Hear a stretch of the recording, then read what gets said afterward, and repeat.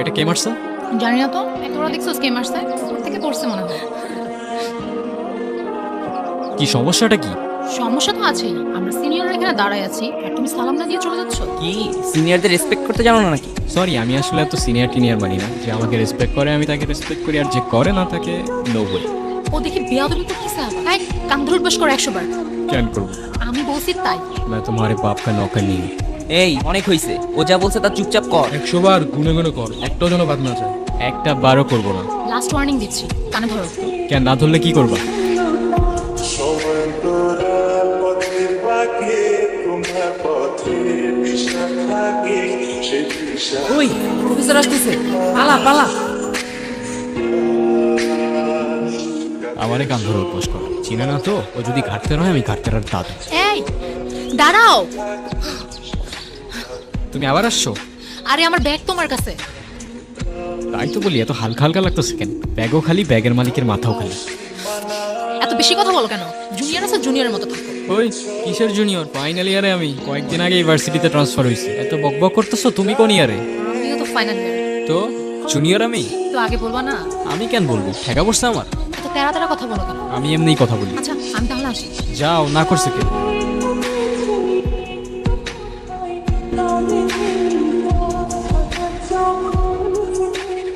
এই কি অবস্থা? এই তো ভালো। কোথায় যাচ্ছ? ভার্সিটি, আর কই যাবো? আরে যে লাভ নেই, আজকে কোনো ক্লাস হবে না। তার থেকে বেটার চলো তোমাকে সবার সাথে পরিচয় করে দিই। কিরে ওরে কোত্থেকে ধরে আনছিস? ও আমাদের জুনিয়র না, সেম ইয়ার। সিনিয়র মানে?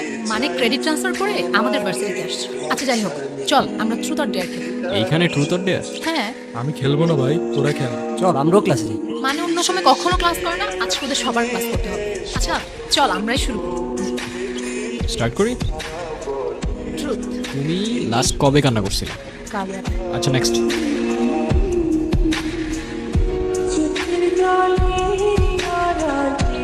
ট্রুথ।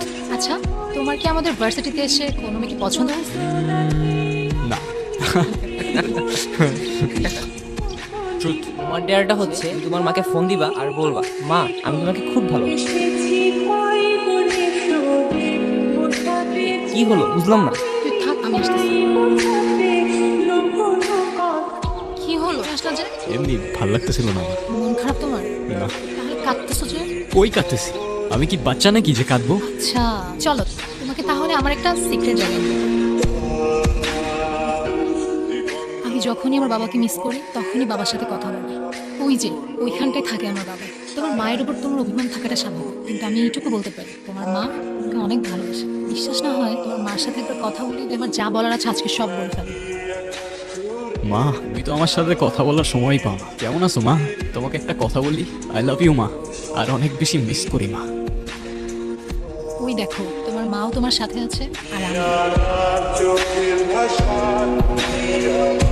চোখের নিশান আমার ভালোবাসা এর পরের দিনগুলি ছিল আমার লাইফের বেস্ট মোমেন্ট। প্রত্যেক দিনের রুটিন, সকালে ফ্রেন্ডদের সাথে আড্ডা, তারপর সন্ধ্যা পর্যন্ত মিষ্টির সাথে কত কি টপিক নিয়ে হাজারটা গল্প। দিন ফুরোতো কিন্তু আমাদের গল্প ফুরোতো না। সময়গুলো অনেক তাড়াতাড়ি চলে যাচ্ছে তাই না? একটা কথা কি জানো, ঠিক ভালো সময়ের পরপরই খারাপ সময়গুলো চলে আসে। আমার ভয় দেখাও না প্লিজ। লাইফের এতগুলা খারাপ সময়ের পর এতটুকু ভালো সময় তো ডিজার্ভ করি অ্যাটলিস্ট। এটার মধ্যে আমি আমার সব সিক্রেটস রেকর্ড করে রাখি। কি সিক্রেটস? তোমাকে আমার সবগুলো সিক্রেট অন্য একদিন শোনাবো। অন্যদিন কেন? আজকেই বলো। আমার দুটো ইচ্ছা আছে, তুমি পূরণ করে দিবা? কি ইচ্ছা বলো? আজকে না, আরেকদিন বলবো। আমি যাই, আমার ভালো লাগতেছে না। কিরে কি অবস্থা? এই তো তোর। চলে। আচ্ছা মিষ্টি কইরে? ও তো আজকে আসে নাই। আসে নাই কেন? জানি না তো। ব্যাস, ঘড়ির কাঁটা আবার উল্টো ঘুরতে শুরু করলো। আমার লাইফে খারাপ সময়টা ছুটতে শুরু করলো। জানি না আমার সাথেই কেন এমন হয়। যাদের সবচেয়ে প্রয়োজন তারাই চলে যায়। প্রথমে মা, এখন তুমি। একদিন দুই দিন করে এভাবে প্রায় 18 দিন কেটে যায়। তারপর একদিন কিরে কি হয়েছে তোর? আর এতদিন কই ছিলি? কিছু না, আমি ভার্সিটির কিছু পেপারস নিতে আসছিলাম। তোরা থাক, আমি যাই।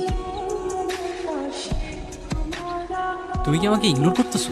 আমাকে যেতে দাও প্লিজ, আমার ভালো লাগতেছে না। আমি তোমাকে আটকাচ্ছি না। ইগনোরই যেহেতু করবা, 2 দিনের জন্য পাশে থাকার কি দরকার ছিল?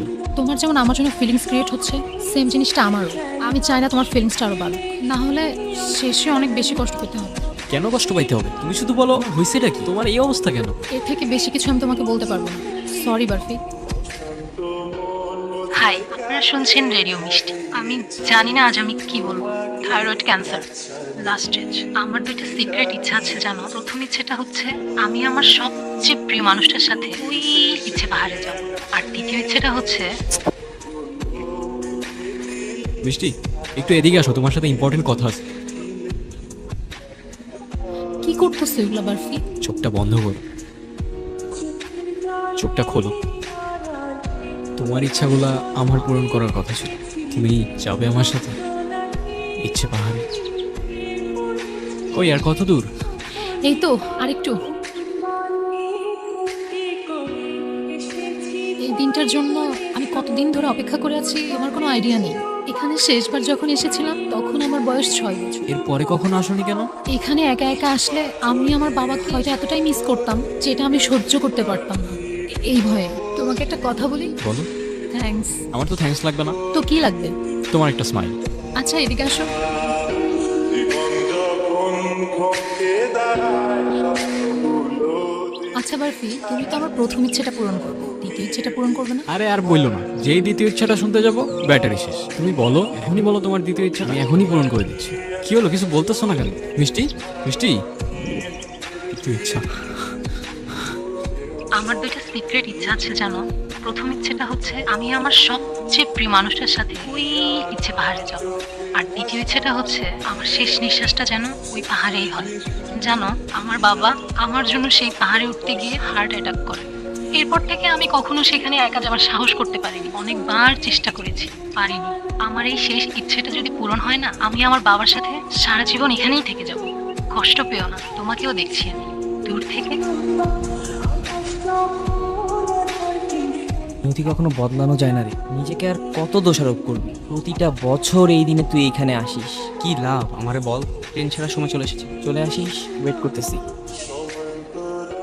তোমার ইচ্ছে তো পূরণ হয়ে গেল, কিন্তু আমি আবারও একাই রয়ে গেলাম। তুমি আর মা হয়তো দুজনেই আছো, কিন্তু অনেক দূরে। I miss you. আমি আসবো প্রত্যেকটা বছর তোমার ইচ্ছে পাহাড়ে।